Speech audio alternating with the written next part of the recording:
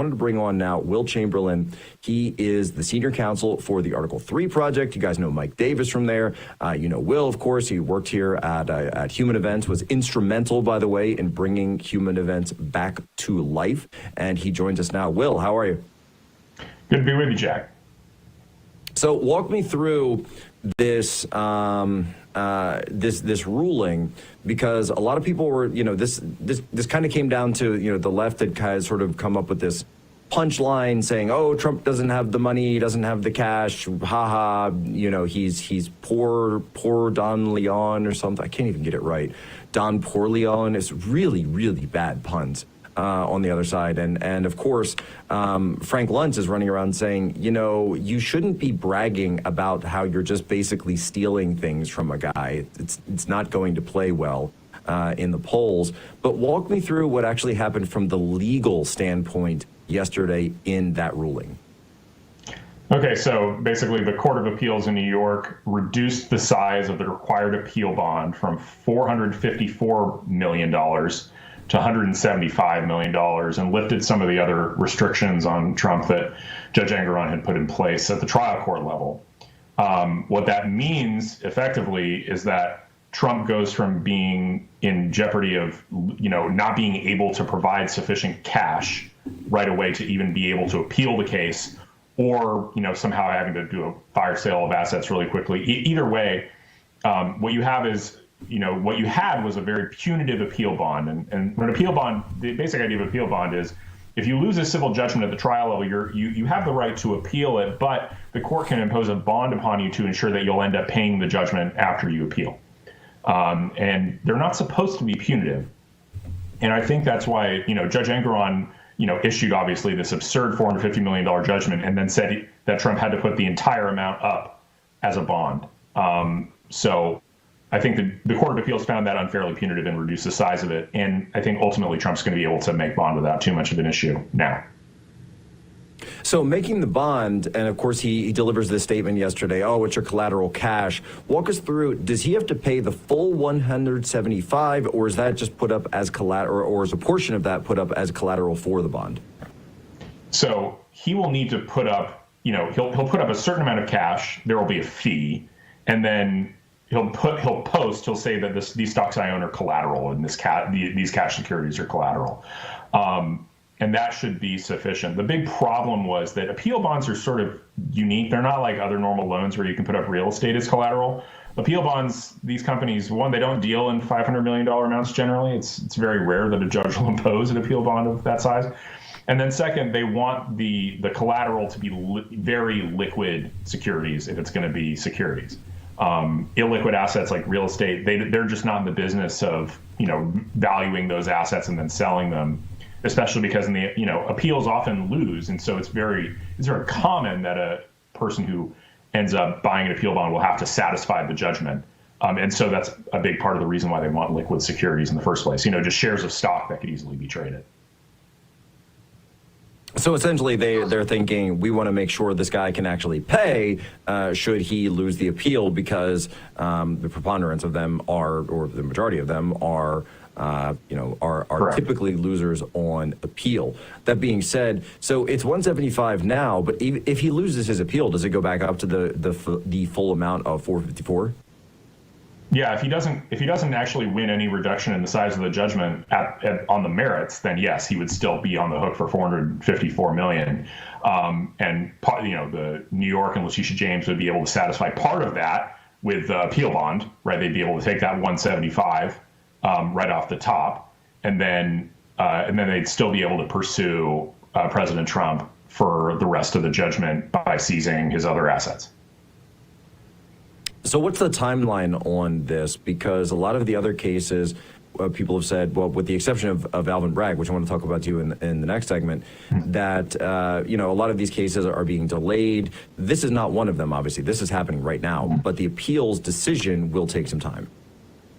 Yeah, I don't actually know what the schedule is. I haven't looked at the full briefing schedule, so I don't know when there's a briefing is due and when the oral arguments are, but you can expect that this will take a few months at least. And so, if it's a normal slow appeal, it could take even up to a year. But being able to post this appeal bond means that Trump will be able to appeal and have it heard and wait to not have to pay the $450 million now. He'll be able to have all his issues heard. And I think, many people think, I mean, obviously, if the court does the right thing, this will get tossed. But you can't bet on the court doing the right thing. So at least it's good for President Trump that he'll be able to delay this. So why do you say the court should toss it? Why do you say that would be the right thing?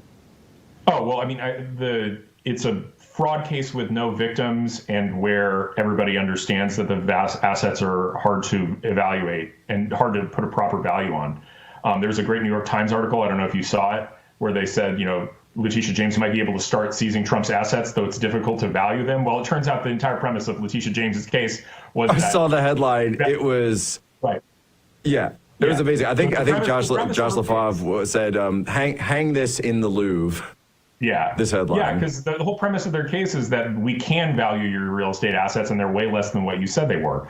Now that's false. I mean, Letitia James in the court set a value of $20 million on Mar-a-Lago. President Trump has said it's worth 50 to 100 times that. That seems accurate to me.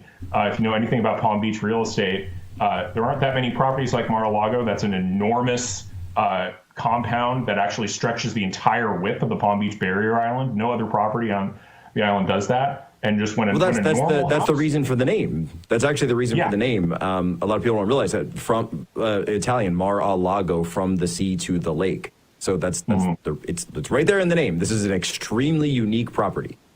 Yes, in the one of the highest priced real estate markets in the entire country, in the entire world, probably actually. Normal houses go for $20 million in Palm Beach. So what does this property go for? You can see it on your screen right now. That's a $1 billion property right there.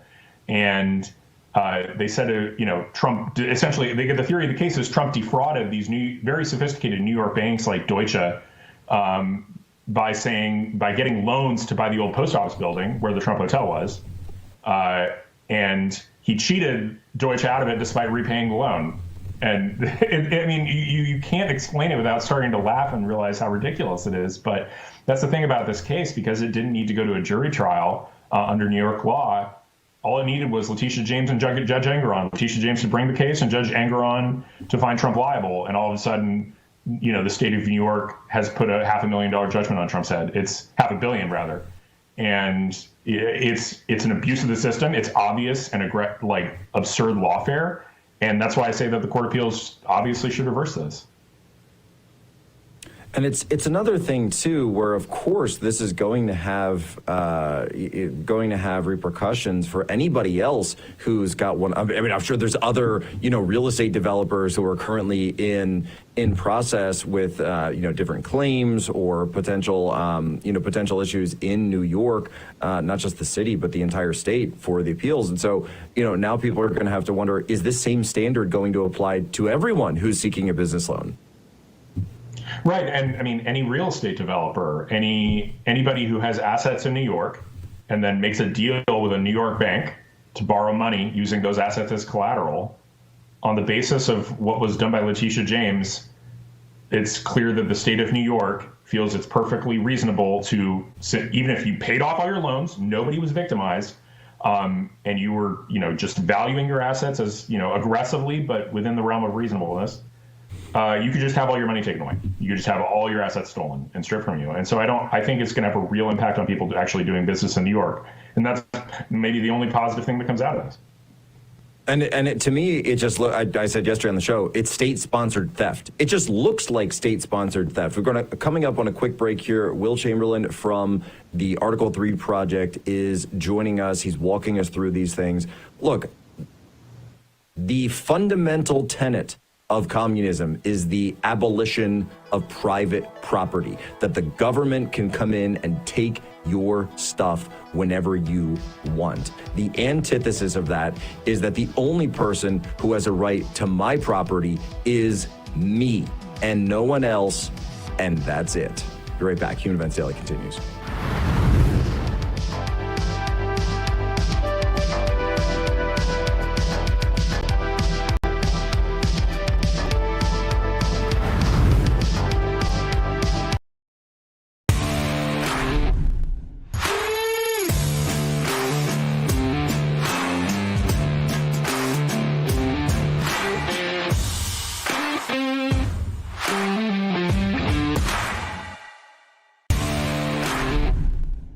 Giselle Chaffin. I'm from North Carolina. I'd like to let you know that RAV News is the best news. Number one news. Truth seekers seek to find the truth. It'll set you free.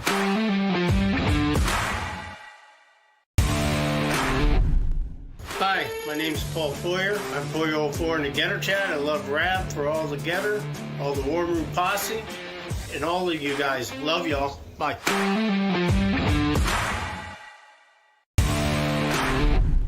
Hello, this is Kurt. Why do I love RAV? If you ever talk to the host, you can do that on RAV. And the RAV family, they'll talk back to you too. Let you know what's going on. Take care.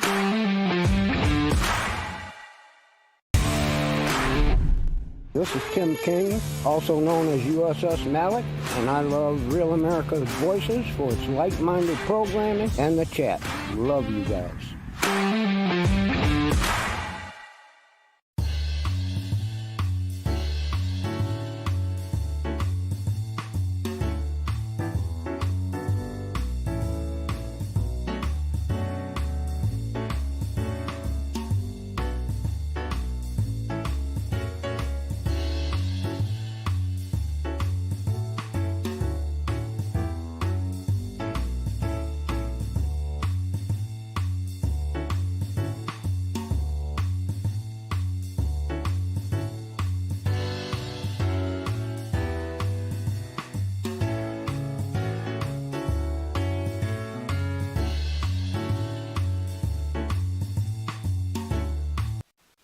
Today, they talk about influencers. These are influencers, and they're friends of mine. Jack Posobiec. Where's Jack? Jack, he's done a great job.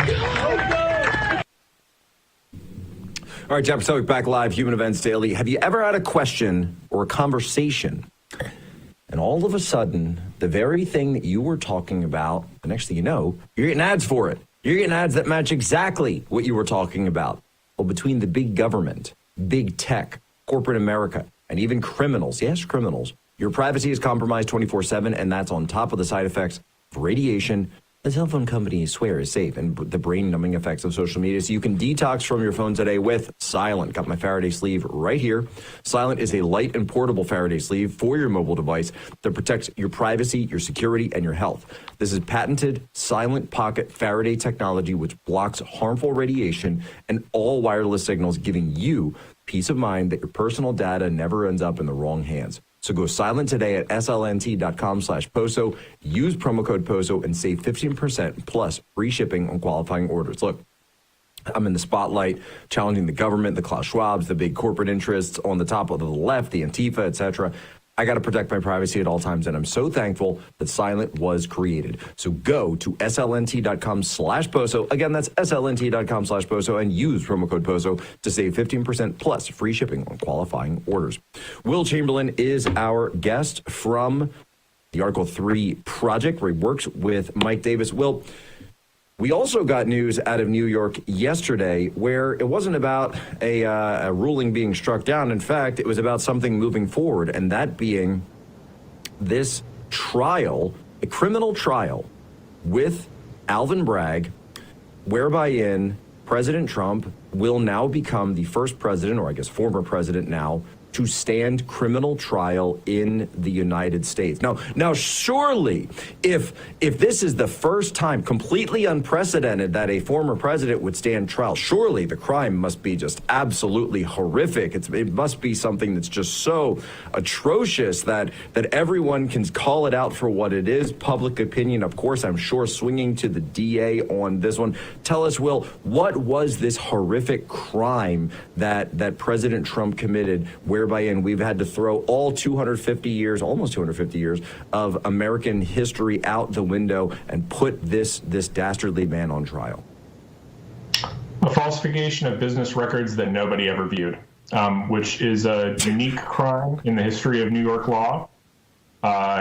Normally, whenever you see a falsification of business records cases, apparently the common theme is that there is some reliance being expected of another person. It's being used to defraud, where somebody who's, say, buying your company is looking at your books, and you falsify the things in your books to get them to purchase your company fraudulently. That's not what happened here. basically, Donald Trump is being prosecuted for being the victim of Michael Avenatti's blackmail, kind of another bizarre feature of this case. He is, there really is no meaningful crime here, and that's just on the substantive level. Procedurally, this should have been time barred by the statute of limitations because there's no external felony that this was in service of.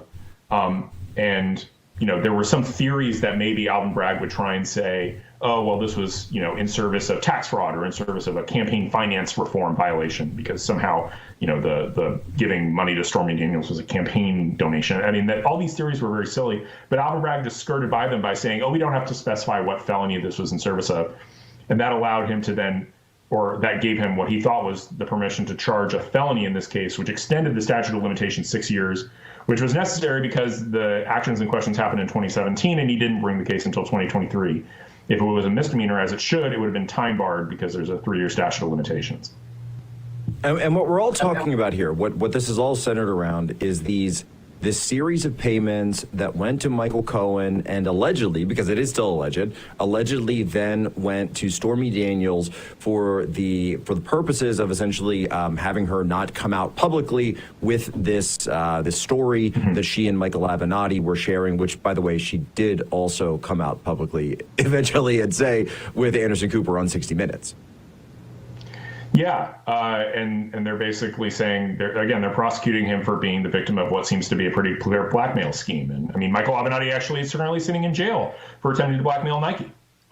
So it's, a very interesting way in which our system is currently working that you're seeing this type of prosecution. Now, that said, it's serious because it's coming up in April. It's in New York. It could be a terrible jury pool, not as bad as D.C. was going to be, but it's still, Manhattan is not a great jury pool for President Trump. And it's remarkable that it's gotten this far. This case should have been dismissed. It was legally insufficient to bring in the first instance, very, very obviously, and yet it wasn't dismissed. So one has to hope and actually, I would throw out that, in fact, it was passed over a couple of times. First by the Southern District of New York, which, by the way, no fan of Donald Trump or conservatives or Republicans. I mean, this is probably the most aggressive district in the entire nation. They're going after Steve Bannon. They're going after James O'Keefe. They're going after a number of people in the Southern District. They passed on this one because they said this thing was a lemon. And even Alvin Bragg himself originally passed on it before essentially it became close to the election and it looked as though Donald Trump was going to run again. Yeah, and I think a big part of it is because, remember, it's just Donald Trump isn't the guy sitting there accounting for everything in the business records and describing how it's going to be reported. And the person whose testimony apparently is necessarily to link Donald Trump to the actual specific writings is Michael Cohen, who's maybe the most dishonest lawyer of our generation. This is the guy who went out and started talking all this stuff about Donald Trump and breaching every single client confidence he could have had. I mean, and he's trying to say, oh, I'm coming clean now. As a lawyer, it's just absolutely repugnant to see somebody say, oh, I'm going to come clean by airing my client's confidences in public, every single one of them, and calling him all sorts of bad names. It's absolutely shameful, a massive violation of legal ethics. The guy's been disbarred. He's already been, I think, prosecuted for perjury. I think SDNY thought better of the idea of bringing any sort of case where a necessary piece of evidence was going to be testimony from this convicted perjurer. And so this was the reason that even Alvin Bragg a couple of weeks ago pumped the brakes on this whole thing and said, I want at least a 30-day delay, because SDNY spent an entire year sitting on something like 73,000 documents that they had conducted in the federal investigation into all of this. The first bite at the apple the first time around when Michael Avenatti and Stormy Daniels started making their rounds, and even the SDNY passes on this thing. And so Alvin Bragg goes, look, I need some time to go through this stuff. Judge Juan Merchan proceeding forward after only a 30-day trial, do you think that is something that is quick, or is that something that's reasonable and average in your view? I mean, I don't know. I haven't It looks like the documents may have been mostly duplicative, which wouldn't be surprising, right? Like if Okay. the New York's been conducting its own investigation and subpoenaing documents for 3 or 4 years now, and then, they finally got a dump of documents from SDNY. Well, SDNY would have been looking at much of the same documents. So I've seen reporting that there wasn't actually much new or interesting in what SDNY turned over. But I think that ultimately the 30 days was about giving the Trump team the apparent ability to at least review some of these documents, although obviously the sheer number would have been unreviewable in 30 days. That said, I think the real indication that Judge Merchan is not a fan of Donald Trump is the fact that this case is going to trial. Again, it's similar to the civil case in that the underlying theory doesn't make any sense. It shouldn't be seen as criminal behavior. I mean, again, I remember there was a liberal law professor who said this is a unique case in New York jurisprudence as the first falsification of business record case where there was no intent to defraud and no idea that anybody would be relying on the business records in question. So one has to suspect that the reason this case is being brought forward is the same reason that the civil case went the way it did, is that they want to punish Donald Trump. And all this has the air of Lavrenti Beria. This is all find me the man and I'll find you the crime. It's like New York has decided that Beria was a role model to emulate. Something about how communists are really bad. Do you have a book on that coming out? Yeah, I was thinking about writing a book about how communists are bad, and then Joshua Lysak said, "Hey, Jack, you should, work together with me, and we should write a book about how communists are bad." And so we did, and we're currently sitting at like number 33 on Amazon, which you actually helped us behind the scenes a little bit, and we've got Joshua coming up next on this. But I guess what I would say is, and one of the things that we bear out in the book is that, when people look at the news and they scratch their heads and say, gosh, this is unbelievable. Like, I can't believe this is happening. My head is spinning. And, one thing that Joshua and I found going through the book is, no, actually, this is not unbelievable. In fact, this is actually routine. It's routine if your analysis is that these people have fully embraced communism, which is the ideology of placing envy and destruction of your opponents ahead of, well, everything else. They're not motivated by wanting to better their own station, better their own, or I should say at least their own communities. They certainly better their own station. Letitia James has become very wealthy after entering public life, but it has nothing to do with that. It has all to do with, this is why they'll say you need to, eat the rich, kill the billionaires, et cetera, that anyone who is of means, anyone who is successful must then be destroyed. It's actually very similar to, I'm sure you've read Bonfire of the Vanities, that taking place right in New York City. It's exactly what's happening to Donald Trump right now. Yeah, no, it's genuinely like the worst instance of lawfare that anybody can remember. I mean, the combination of all these civil cases and then 4 criminal indictments in 4 different jurisdictions in 4 months of a leading presidential candidate, it's lawfare. It's been obvious from the beginning. And, I remember being a lot more worried that, people, I guess, will take this seriously and, Donald Trump will sink in the polls because of all this. But I was definitely wrong about that. I think a lot of the bulk of the American people have figured out that this is absolute nonsense, that they're just trying to take their opponent off the ballot. And I'm like, I will be very, very white-pilled if he manages to win the general. Because tell me about it. It's the biggest white pill right now is looking at the polls on this. Will, we're just about out of time. Where can people go to follow you and follow the work of the Article 3 Project? Yeah, follow me on Twitter at Will Chamberlain and at article3project.com. But I will, you can find us both. Article 3 Project is on Twitter and has a very nice website.